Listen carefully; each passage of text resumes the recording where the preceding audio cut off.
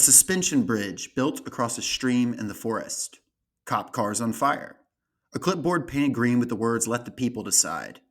A friendly but unexpected knock at the door, inviting you to a town hall on Thursday. An open mic night at a local church, an excavator destroyed, a line of people hundreds long winding down the marble staircase in the atrium of City Hall, a fleet of police motorcycles going up in flames, a potted fern you can have for free if you'd like, a child at a rally turning shyly to her mother for the go-ahead to speak as she raises a megaphone. Surveillance cameras smashed. One of the largest urban forests in North America at a stake in a battle between a broad coalition of everyday people and the big money and guns that run the city of Atlanta. These are scenes from the Stop Cop City movement, a decentralized effort to stop the construction of a $120 million police militarization facility and the devastation of the Weelaunee forest. In this book, you'll find many scenes like these, as well as lessons for future battles against conjoined threats of police militarism, environmental collapse, and the rule of the rich.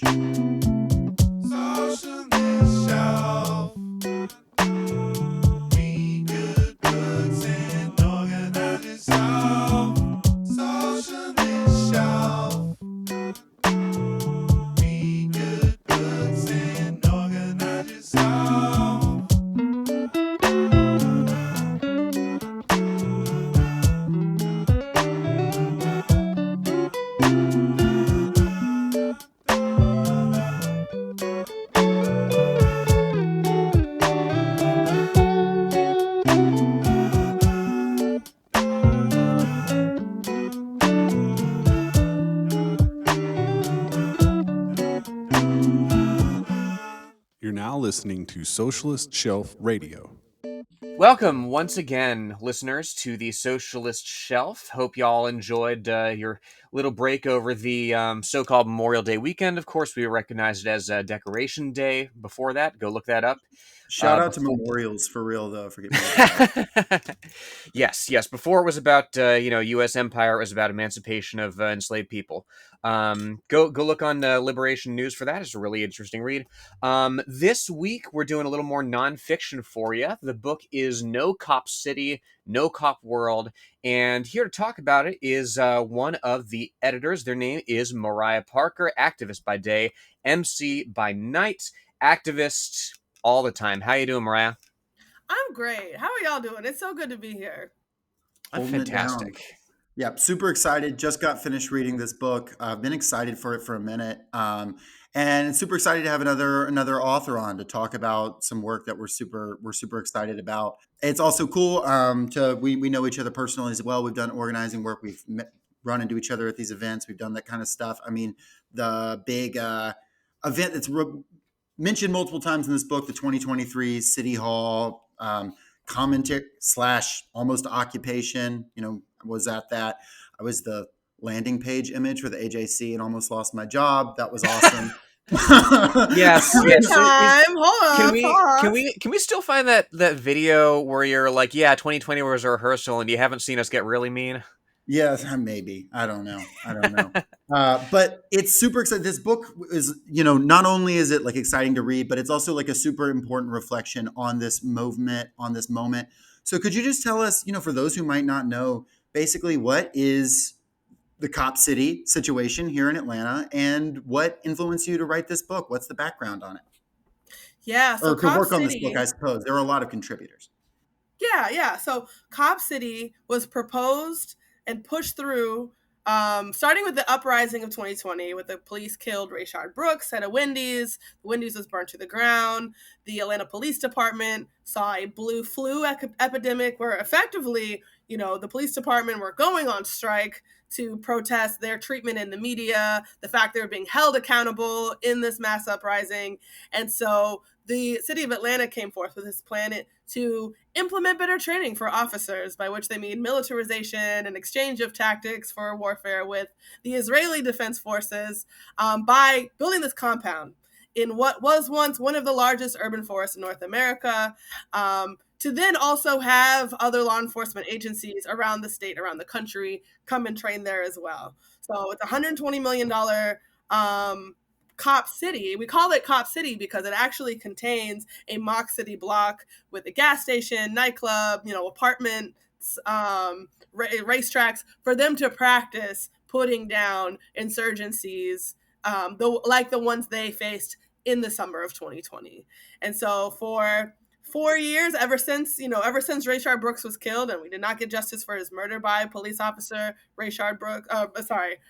Garrett Rolfe, we people have organized against this facility, calling for investments in the things that people really need to thrive, that make our community safe, and to employing an array of tactics to stop this facility from getting built. And so the book is sort of like a showcase of the various ways people have engaged in this struggle, everything from organizing, parents and children, to piloting independent sources of media, to land occupation and sabotage, to base building, to a referendum effort, and all these different tactics that have been used to oppose Cop City. And so we hope that engaging with these various chapters, various slices of this very broad ranging movement, people can pick out from it, what sorts of things apply to their own context, be they fighting a Cop City of their own sort where they live, because these things are cropping up all over the country now.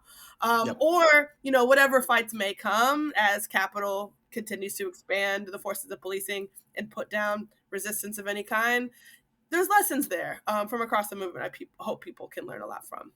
Yeah, 100%. There's a multiplicity of lessons here, and what struck me about the Cop City movement, the name in particular, right? It's discussed a little bit in the book that before Cop City, of course, there was the struggle against the building of Cop Academy in Chicago, and the No Cop Academy movement.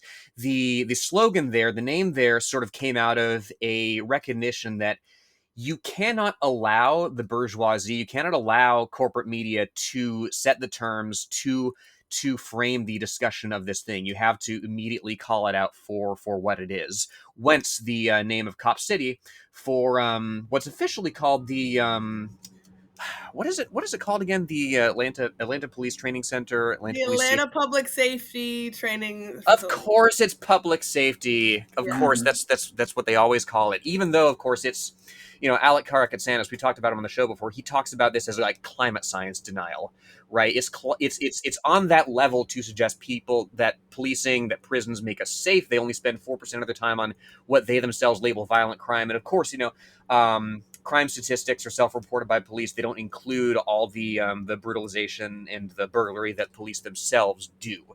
And Lenore, as someone who lives on the border of unincorporated DeKalb, I can tell you there's this crazy gang that goes up and down my street every night, and they flash lights and stuff. So someone should do something about those. That would be the Atlanta Police Department.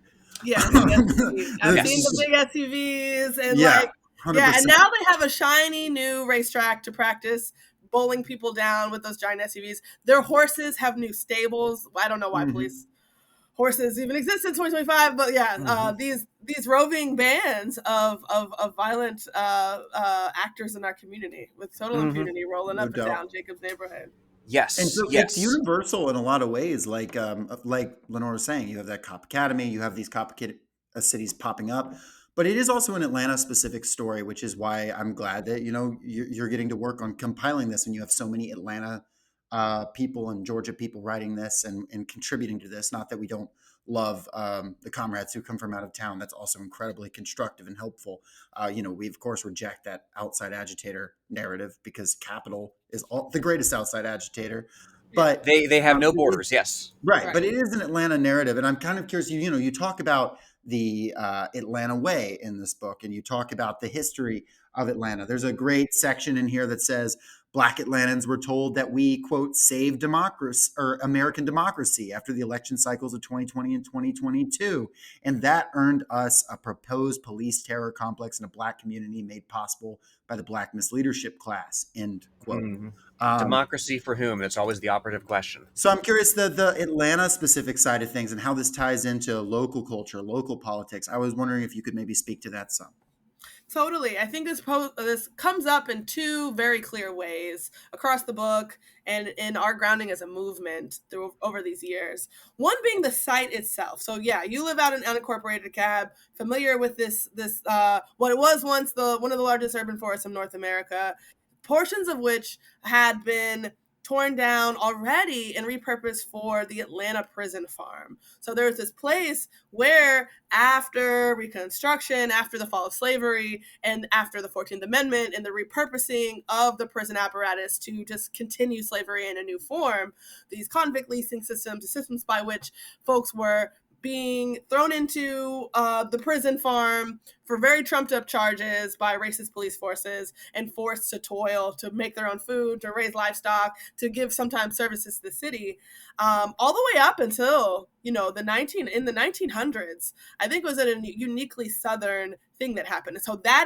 on top of that site where slavery was so concretely continued over a period of, over hundreds of years, is now where Cop City, where these police are being trained in how to now round up the newest generations of runaway slaves and make sure that they are fed back into the prison industrial complex in a state where it is outlawed by the Department of Corrections to pay incarcerated people for their labor. So snatching folks out of the streets of our communities so that they can go work for corporations, work for the state, making zero money, actually zero money. One of the few states in the country where that practice is still in place. As well, you mentioned the Atlanta Way, which kind of is seen as emerging in, the early 1900s, where there were like race riots happening really race massacres happening in Atlanta, especially in the 1906. These two dueling newspaper outlets churning up all of this paranoia in the white populace that blacks are gonna bring crime and steal from you and harm your family, culminating in this deluge of white mob violence in the city of Atlanta, the deaths of dozens of Black people, and the capitalist class of Atlanta, the largely white, business owning power structure in Atlanta, coming to the Black leaders of the community, the clergy, the Black business owners, folks of power among the Black community, saying like, okay, we have to figure out together how to put this down. It's not a matter of actually bringing peace in the form of justice, of resolving these tensions forever, but like we saw with Keisha Lance Bottoms, former mayor of Atlanta, and Killer Mike, rapper from Atlanta, during the uprising, telling everyone to go home. Everybody go home. Killer Mike wearing a shirt that said "Kill Your Masters" on it. I remember it so well. Crying about how his family was police officers, not to start beef with Killer Mike again, but this moment of like telling everybody to pipe down, quiet down, rather than end racism. Right. And so this power structure that's continued ever since, where the moneyed interests of Atlanta and the forces that you would associate in the South with the civil rights movement, the clergy, prominent leaders on these HBCU campuses, bringing them into the fold to pretty much over and over and over again crush dissent and crush dissent and manufacture consent for a very corrupt status quo. And so we've seen that played out with Cop City, where numerous Black clergy were trotted out in defense of this facility, numerous civil rights icons who were mobilized to defend this facility, and just really heinous ways in which like Black faces were put in high places, were like mobilized in service of something that's deeply harmful to our community still.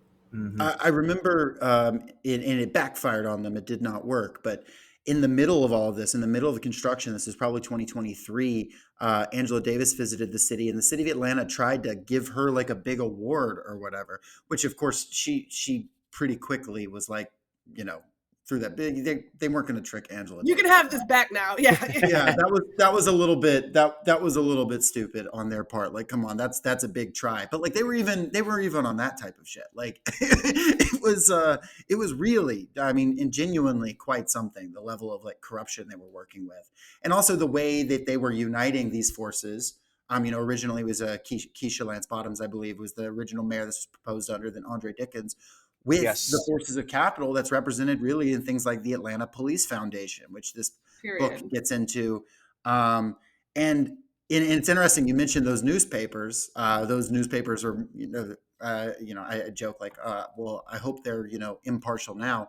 Literally owned by Cox Enterprises now, the Atlanta Journal-Constitution. This book talks about it, which the CEO sits on the board of the Atlanta Police Foundation. Ray If has I'm not raised mistaken. over $10 million for the Atlanta Police Foundation, who, by the way, for listeners who are, for first time learning about Cop City, it is not even owned by the city of Atlanta. It's owned by a private nonprofit organization, the Atlanta Police Foundation, that raises majority of its money from corporate like donors and like the philanthropic arms of these corporations like Coca-Cola, and Delta and things like that. And so it's not even accountable to the public, really. It's built on land that's outside of the city, but owned by the city so that they could skirt all these democratic processes for deciding whether or not it should have even happened in the first place.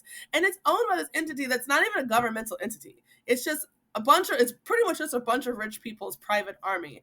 And so, yeah, one of the biggest donors for it is, the CEO of Cox Enterprises, who owns the paper of record for the state of Georgia. And so one of the things you talk about in the book is having to push back against the pro-police propaganda, the propaganda that is like the foundational to the journalism coming out about the facility, because of the interests of the rich that own the newspaper and the rich at the board, sitting around the boardroom of the police foundation to make sure that they, protect each other. And so, as a necessity, things like the Atlanta Community Press Collective emerging and Mainline ATL, where the people have done their own journalism, learned the skills of, archival research and filing open records requests to make sure the public is armed with the knowledge that they need to just live in reality, but then also to push back and organize effectively against.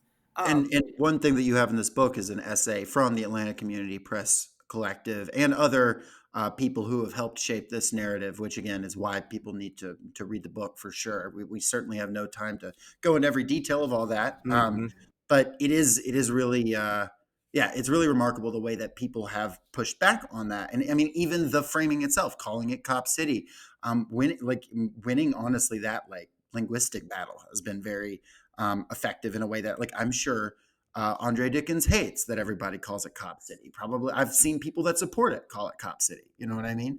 Right. And even the framing around, until this, I'd never heard anyone refer to it as the Weelaunee Forest until this struggle.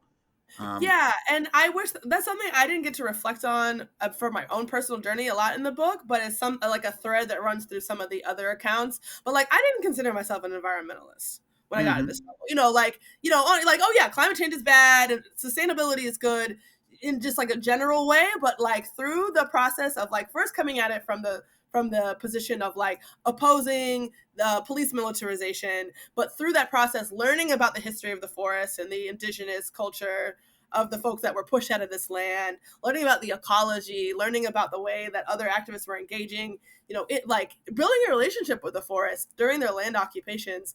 I really developed a strong affinity with, the forest itself, and also just like the importance of protecting the environment, like really seeing all of us as like animals that like we need the forest to live and breathe.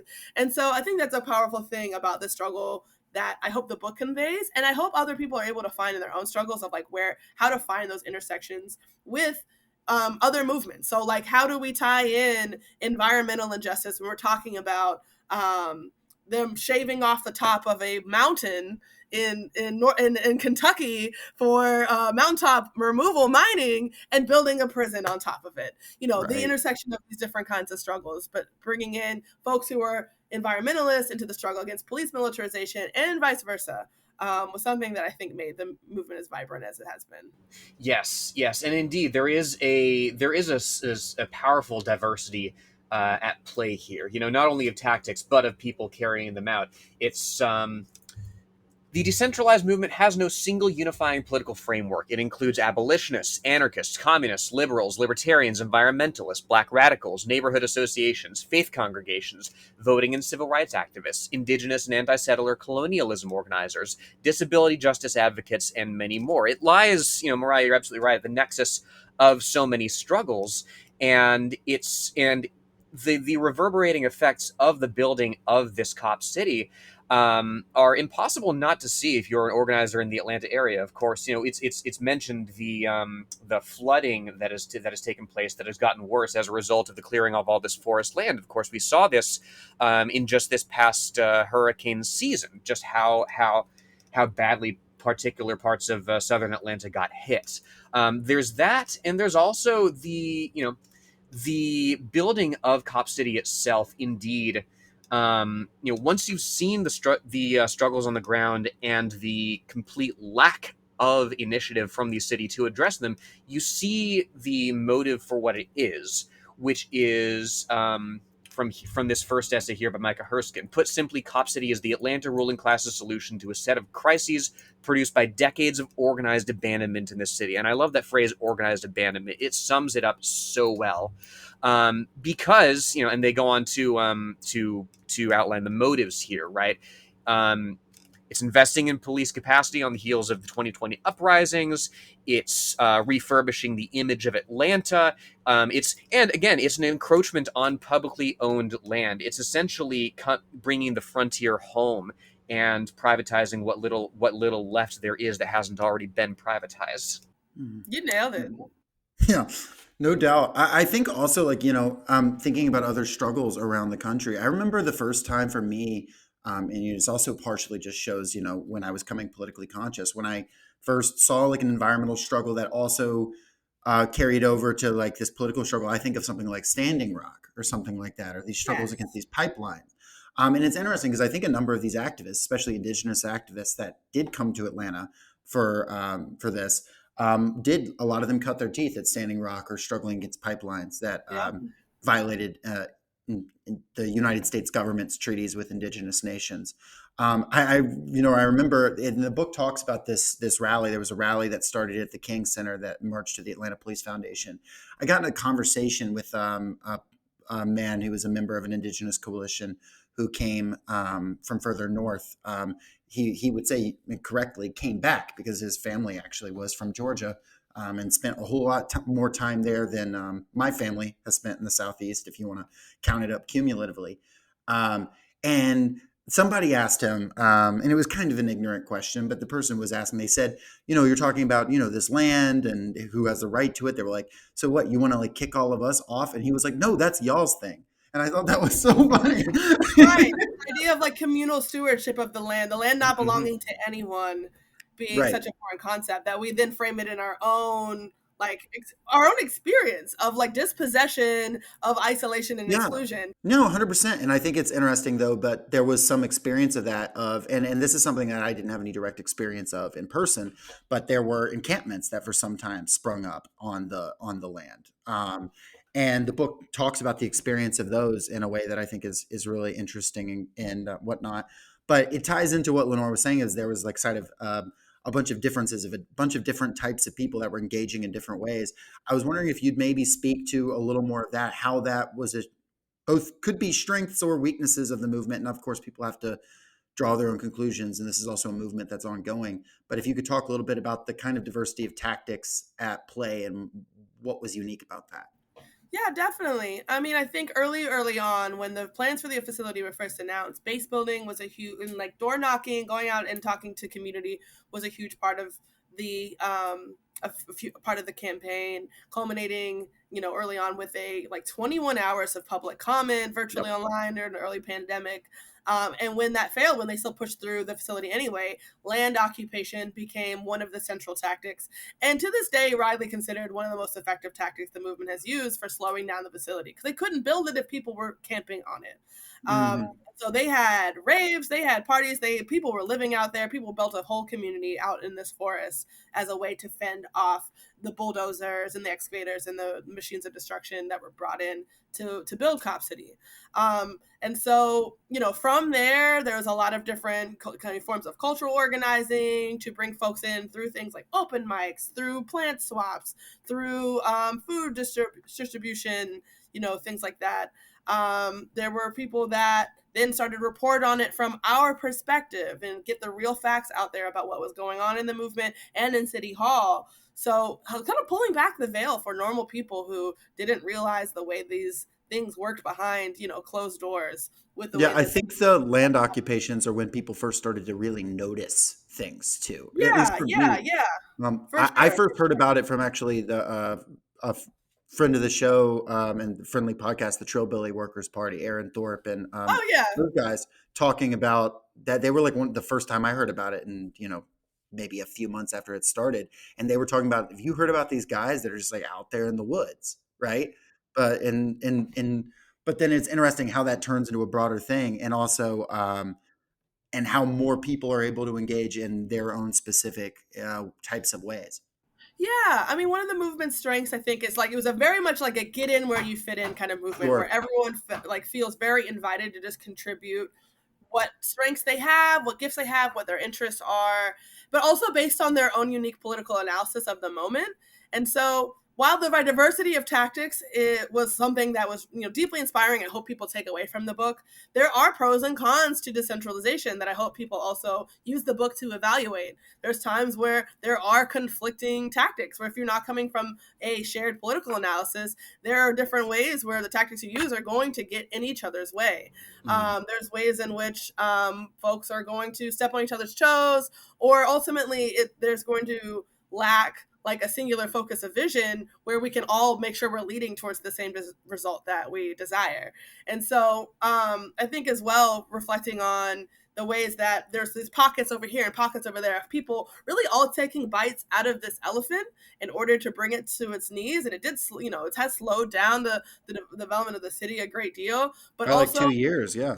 yeah, yeah, yeah, yeah. And so a reflection of mine of just like what is, the importance of organization as like a tool for maintaining momentum past a singular campaign. And so the diversity of tactics, like any like I think is the power that we have seen in this movement. I hope that people read the book and think to themselves and evaluate like,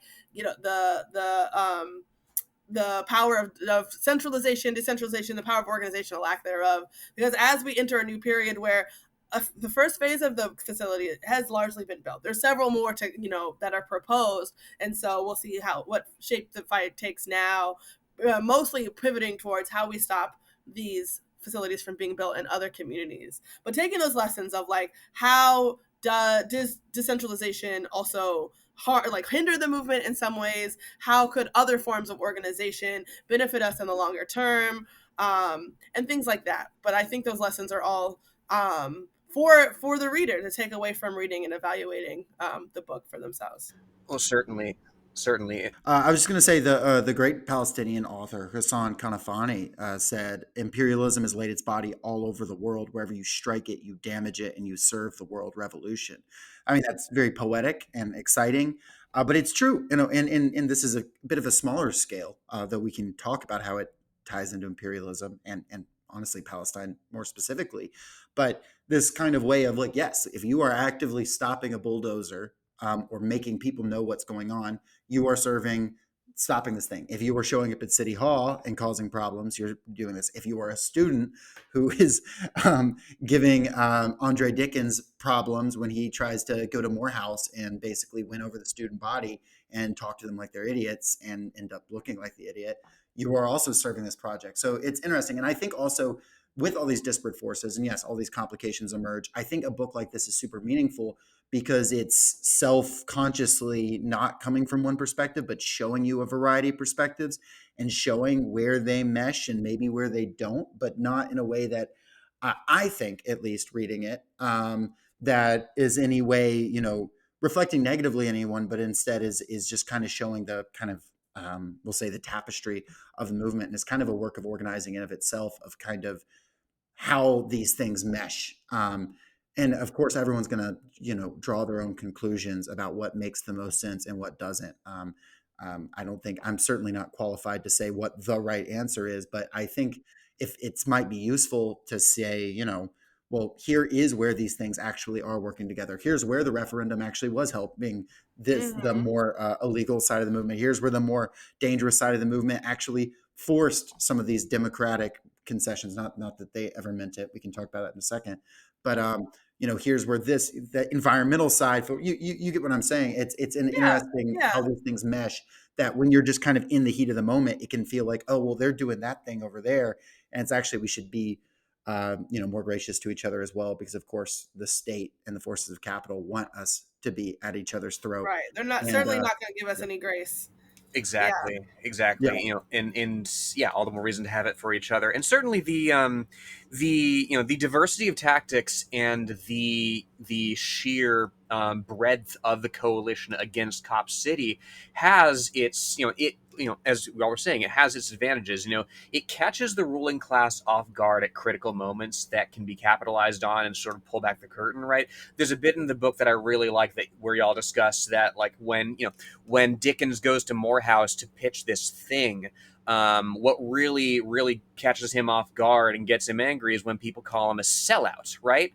When somebody, directly attacks the legitimacy of these people at the helm, that throws them off. I remember as well I believe it was during the June 2023 public comment session on this whole thing.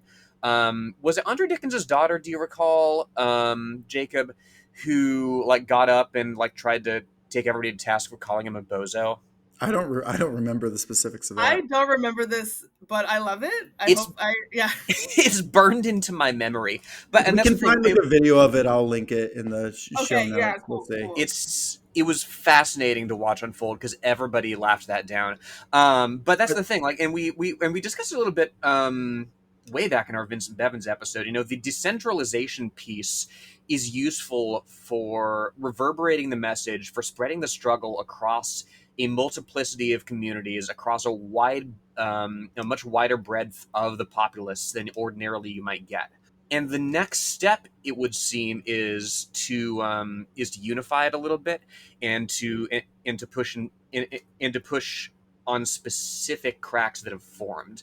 And I wonder where that was successful and where that could have been improved.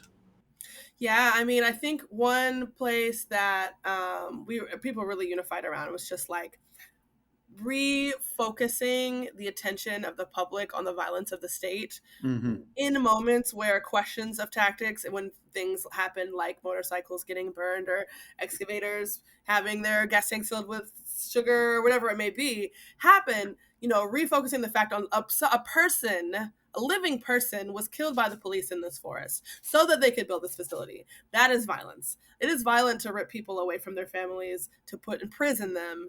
The highest rates in American history. That is violence. And so even for groups that might not agree with everything, might even find these tactics harmful, but know that the state is looking for cracks in our coalition to pry us apart so that they can win, having that principle unity around defending one another, standing strong together no matter what, including, for folks that were involved in the referendum campaign to try to get the question of whether Cop City should be built on the ballot for a popular vote in the city of Atlanta. And there's a lot of folks that did disagree with that because it's electoralist, it's, a pipe dream. They're never going to allow us to vote on this because democracy doesn't exist under capitalism. And in the end, I'll let us vote on it.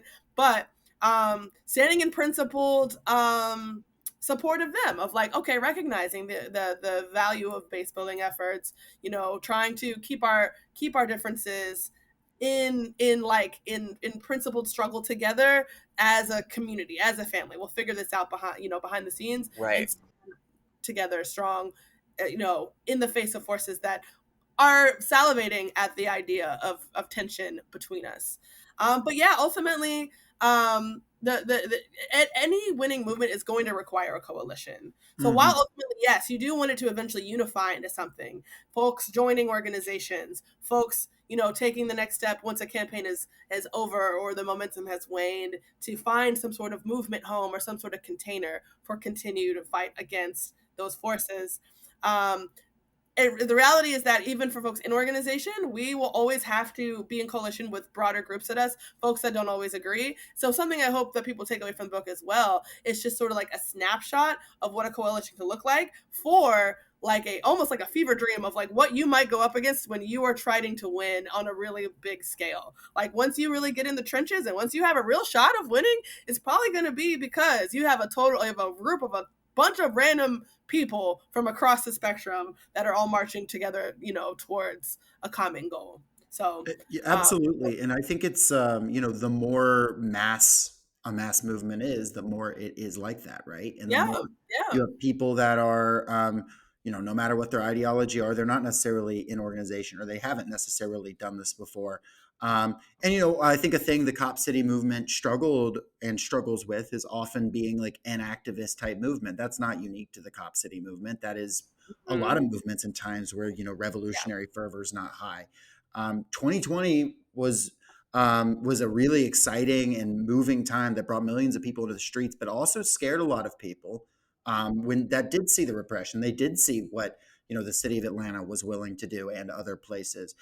mhm, Talking about agitating directly against the police, directly against a militarized mhm, facility, you're talking to someone who has to make those decisions about what they're able to do, and what level they're able to engage. For some people, that is a signature on a piece of paper, or that is sharing a petition. And I think things like the referendum um, also show the masses of people, right? The undemocratic nature of the state, right? If you win, awesome, that's a yes, win for people power. If you well, fail, if it's struck down, rather, that shows, okay, well, this is the nature of the state. That is really what organizers, activists, anti-capitalists should have in mind. Of, okay, let's turn every defeat into a victory by showing, at least from an understanding perspective, like, hey, this is where this is undemocratic, Yeah, because people. it's the same logic as running in bourgeois elections, right? Because there are still people who consider bourgeois democracy to be legitimate, and so you have to be in that arena too, yeah, getting your politics in front of them. completely. Yeah, I definitely learned a lot about how to build a mass movement through this experience. Through things like the referendum, seeing of like meeting people where they're at, as an opportunity to create an opportunity to talk to people about these issues by trying to get their signature on a piece of paper, just calling into question whether this facility should be built or not. And the way that that then pulled back the curtain for folks to see that, oh, yeah, the democracy does not exist right now, because they didn't, even though we gathered 116,000 signatures to get this thing on the ballot, they still, fought us in court on it. These same Absolutely. Democrats that were trying to get us to come out and vote for Raphael Warnock and John Ossoff in 2020 and whatnot, 2021. And but as well, seeing so many people who through that process were brought over to the side of the more radical folks that saw like the police as the problem, as Mhm. capitalism as the problem, through that experience of trying and failing. Same thing with the environmentalists who we're always really skeptical of these like kids having raves in the forest. What is that about? To try to Mhm. stop the police? Are the police good? But over the course of seeing how much they were fought, even if they tried to use the correct channels, even if they were just trying to protect the children of Southwest Atlanta that are suffering from higher rates of asthma because of the deforestation already, them actually joining the side of the more radical folks. So like, okay, maybe this stuff doesn't work. Maybe that we do have to like, as a part of any mass movement, eventually have to confront police power.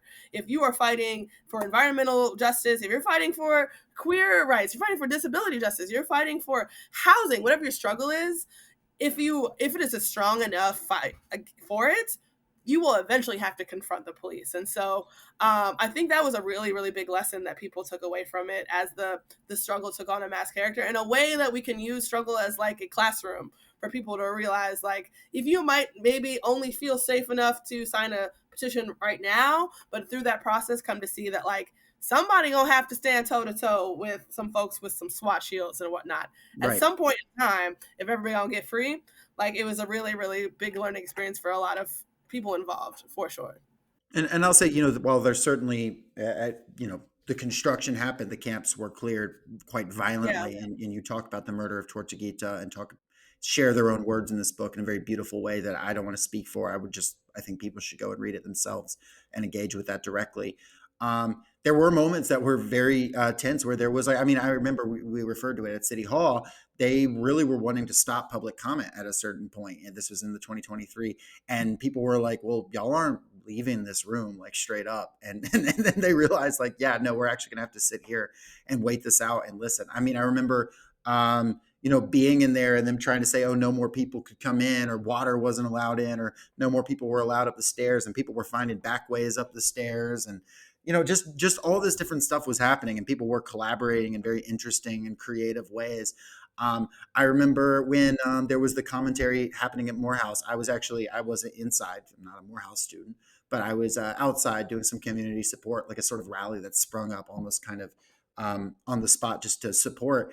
And there was all of a sudden, all of a sudden, like Michael Julian Bond comes up and tries to speak to the students, and he's like, "Well, give me the microphone," and they're just like, "No," because he wanted to Right come. away. That's what they're so used to. Of like, oh, come on! I'm like, how do you do, fellow kids? Right. Like, let me get on the megaphone. I'm just like you. Andre Dickens also getting pissed off about being called a sellout. He's so used to the Atlanta mayor. It's like, I'm just one of you guys. Like, what do you mean my opinion means nothing to you? And so, yeah, the movie was a real affront to that. But sorry, I didn't mean to cut you off. No, but I no, remember these what are you're talking about. Yeah. these are students flexing their power directly, and like young people. I mean, at Emory University, then in a very different context, they set up an encampment, a proto encampment. More than a year before encampments on college campuses would become a thing that were in people's heads.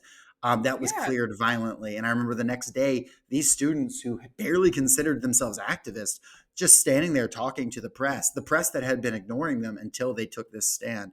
I think Ryan Yeah. too, just in reference to that, had a quick story about Michael Julian Bond. I know you were like, Got some you were header neighbors with assery you him at wanted one to point, share. weren't you?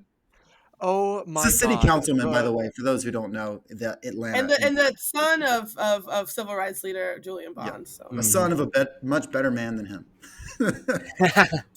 Let me put it this way: how bad that these people are at coming across as the hey, fellow community members, I'm just like you. So I lived in an apartment complex in middle of downtown Atlanta. My neighbor comes out, sees me walking from my car, asks me, "Hey, do you have a ladder?" I'm like, "I live in the second story of an apartment. Why would I have a ladder?" "Oh, my cat's stuck up a tree." So, like, long story short, I climb like 20 feet up to get her cat, bring it back down. We have a nice conversation. Turns out she is a relative of Michael Julian Bond, an immediate family member, whose cat I had just rescued out of a tree. Mr. Bond shows up, looks at me, says, "Hey, I'm Michael Julian Bond. Here's my card." Shakes my hand, and then stopped wanting to talk to me. No, thank you. No, like, "Oh, I'm so glad you got my family member's cat out of a tree. That's so great. I love that you did here's that." my Nope. card. Oh God, Wow. so gross. It's No, I still robotic, have his yeah. card. I really wanted to bring it up during that public comment that Jacob was just talking about, but I also didn't want to get accused of threatening the honorable councilman's life. The Yeah. honorable. He also at that same comment said MLK would have supported Cop City, which was super cool. That's some of the most disgusting stuff in here to read these people invoking the names of people who fought segregation, who fought against the various systems of white supremacy that exist throughout our country. Yeah. What was the like text alert that went out that was like, oh, like George Floyd and Breonna Taylor can't vote but you can. That's the most grotesque thing I've seen in a long time. Like Period.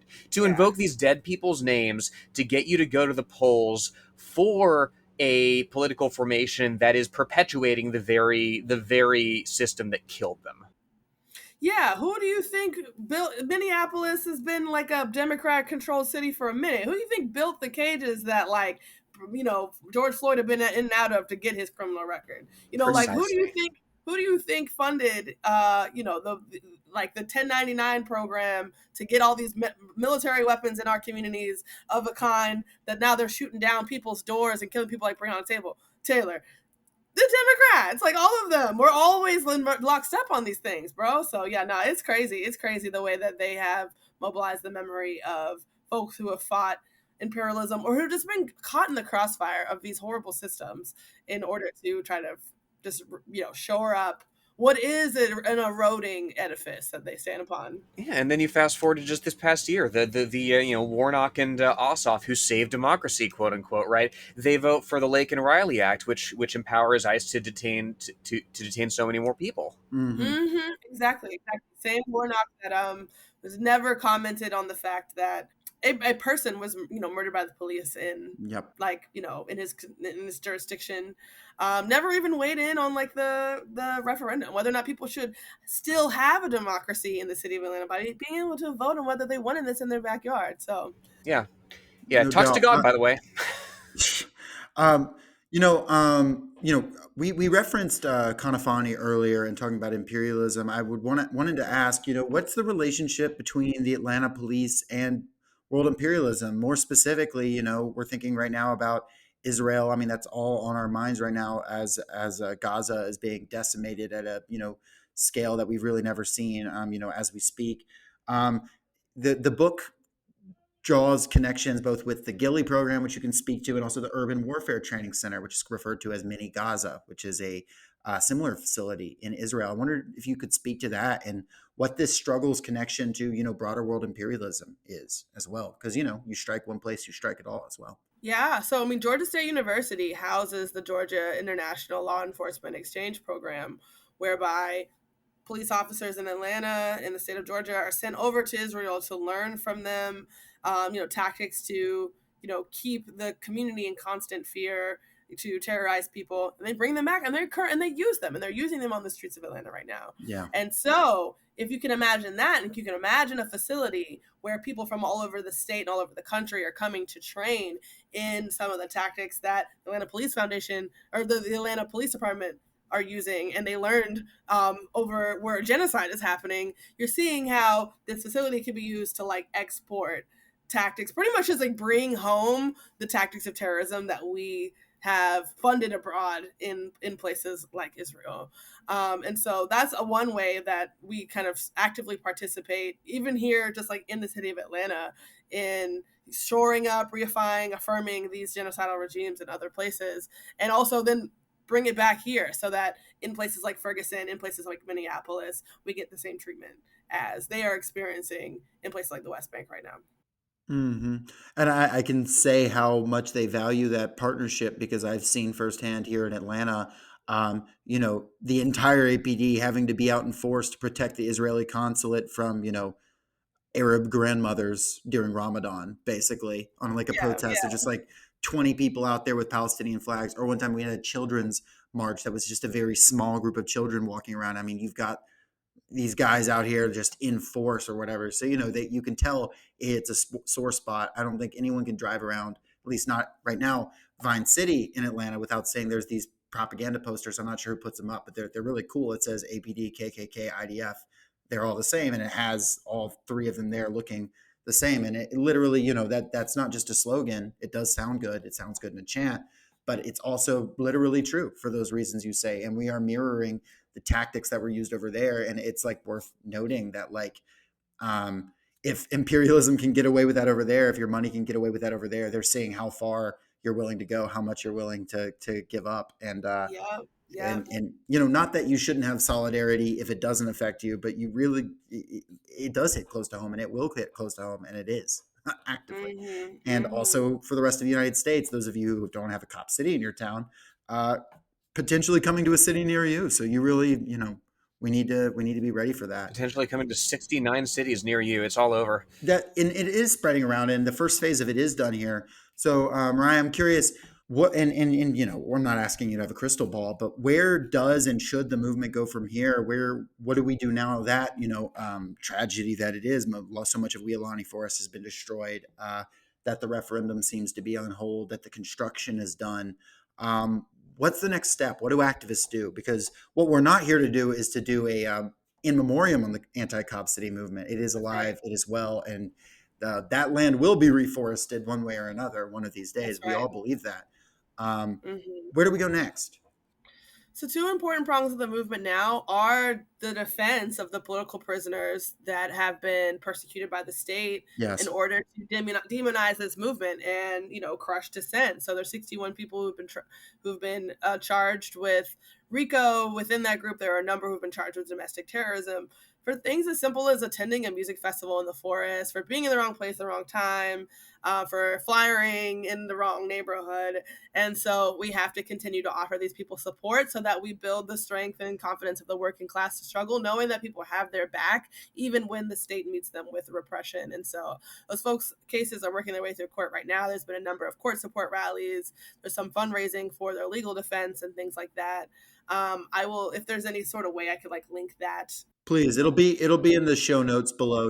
Yeah, check the show notes below. We're gonna have all kinds of information on how you can get directly involved and help out as well. Awesome. The second thing I'll say is, yeah, stopping Cop Nation. How do we stop these facilities in Baltimore and St. Louis and Charlotte and other places? And so activists across geographies are in touch about, what are some of the shared contractors for projects like these? How can we continue to put pressure on them so that their bottom line is threatened and they pull out of the projects, as did some of them in Atlanta, because they recognize they're not going to profit off of the terrorization of our communities.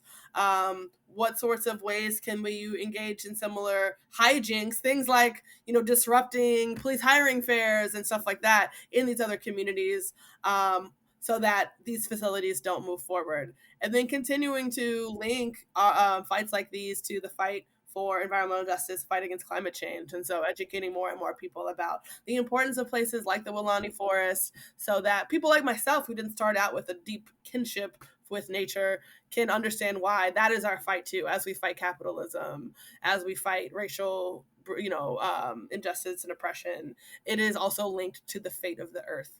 And so just continuing that work, and hopefully through that education, building a broad enough coalition to win in the future. There is, I think, as well, what's critical to remind people as the movement ebbs and flows, of course, is that there are ebbs and flows. Of course, that first phase of Cop City that's open, that's essentially open now, the first of a planned several, they say. This one of the rallying slogans in this whole movement is Cop City will never be built. And the thing of it is, like, the state will forge on, and regardless of how many contractors you can get to pull out, which has happened, regardless of the delays, the state will continue to forge on, because that's what they do, because because the goal of a bourgeois state is to protect bourgeois property, and it can't be reformed into doing anything else. And the thing of it is, a movement has to evolve when the state escalates, as always it will. And I think a really illustrative extract from the book is the part 3, Viva Viva Tortuguita, about Tortuguita and their role in the struggle, their occupation of the forest, ultimately their death at the hands of, their killing at the hands of the APD. Of course, they were shot 57 times by Atlanta police while they were sitting on the ground with their hands raised. And what I see in particular their diary is how even an extremely peaceful person filled with love for nature, for their community, for their surroundings, can be consumed by incredible anger. Yeah. And I have a bit right here. Here we go. Being Ready to Die, from the day after Christmas 2021. It is radical and reckless and not very smart to be ready to die at any moment. It takes a lot of practice to have your shit together, and you don't need to have your shit together to be ready to die at any moment, for a cause or not. I have lived a life that I don't regret. I have had so much fun and been oh so lucky, blessed and unstressed for a lot of it. The stress is or has been kind of good for my development, at least for making me a little more ready to do whatever I need to do. To be ready to die is to affirm having a good life and no attachment. I do not know when I will die, and that does not bother me. Fuck the police and the government and all those damn fools that uphold these systems that fuck us all over and destroy the planet. Gotta get those gains so you can knock the fucking cops out if they try to grab you. Burn down the prisons and kill all the prison guards and their backers and owners and stockholders. And, of course, a very bad faith reading of this, indeed the reading that, the newspapers of record went with, is that this person, had a propensity of was fantasizing about violence. And I would push back on that. I would argue that actually, it's very, very difficult to look at what's going on, to look at the sheer brutality being visited on working people, the continued dispossession and impoverishment of working class communities. It's very difficult to look at that and not have thoughts like these, and the fact of being a peaceful person by nature and still having this incredible anger in one's heart is something that I think is worth following through on and exploring in community with people, because that's how you get drawn into a movement like this, right? Yeah. Like it's this anger is much more common than people realize or want to discuss, and to constantly as difficult as it is to be out in the streets doing this stuff, like to constantly repress it instead of speaking out, instead of showing out, instead of channeling into action, like to keep that down wears on one constantly. And I promise, in the long run, it is easier to get it out in a community of people. Thank you so much for saying that. That is so absolutely true. Because I think we ended up seeing that expression of all of that anger instead in like investment in community. Like there's so many different directions that you could see that channeled into. We see so many people take on a lot of self-destructive tendencies and things like that when they just have this alienation inside that they don't know what to do with, and instead investing that into creating a community, to living in harmony with nature and things like that. I was something that we'll all forever admire about Tortuguita, and I'm so appreciative that you raised as like a lesson from this, of like that's where this energy has to go ultimately, is into organizing together, building together, being in community with others. Absolutely. It's exactly the sort of profound love that Che Guevara said that the revolutionary needs. Absolutely. I don't think anyone would question Che Guevara or someone like George Jackson that they didn't have the dog in them, the fight in them. But both of them would reiterate constantly that a revolutionary is driven by love. Absolutely. Mariah, we really appreciate you coming on. Is there any other things that you want to share or put forward or plug here as we kind of come to a close? I can't think of anything. I'll just send you the link to the fundraiser. But 100%. yeah, no, that's it. Thank you all so much. Absolutely. Thank The you. book is No Cop City, No Cop World. Everyone absolutely needs to check it out. It'll be linked right at the top of this episode. Um, and if you're gonna read, I've there have been people who have emailed me that are like, "Oh, we went and read your episode on like Bill Clinton's book was so funny. I went and read it myself." If you're gonna do that, you better go and buy like this actually good revolutionary literature. Um, I know who you are. I appreciate that we were funny enough. You went and read like evangelical Christian books that we made fun of. Then you got to go and read this and other revolutionary literature we bring on. It's absolutely important. Mariah, super appreciate you. Just at the very end here, I wanted to share two things. The first is just a reminder. In a couple weeks, our 100th episode is coming up. So anyone who is interested in dropping having their comment read on the show, asking us a question, anything like that, feel free to email us at thesocialistshelf@gmail.com. Just wanted to throw that out there one more time. And just wanted to say, yeah, it's been awesome to get to do this. And one more time, buy the book, get the book. It's No Cop City, No Cop World. And to close, I just want to read a quick quote from Tortuguita. The abolitionist mission isn't done until every prison is empty, when there are no more cops, when the land has been given back. That's when it's over. So somebody asked, so y'all are at 100 episodes. How long are you going to go? Till it's over, y'all. We're going to make this happen. Till it's over. Till it's over. Long as it takes. Y'all have a good one. Peace.